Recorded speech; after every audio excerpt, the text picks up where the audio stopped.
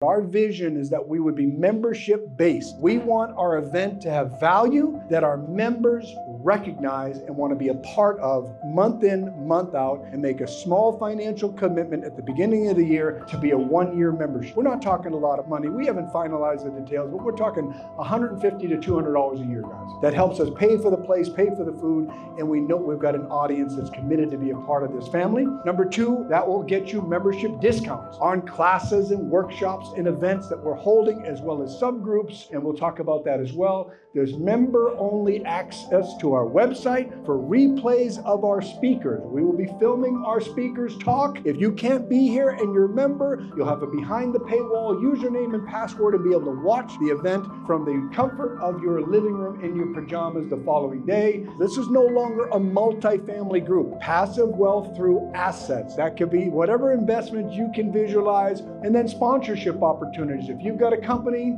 you want to be part of our events, you want to be for our Facebook advertisements, have your name, your logo, also have a booth at our events. We want our valued vendors to want to share their services with their members and take top priority and really be exclusive for whatever category that they want to be in.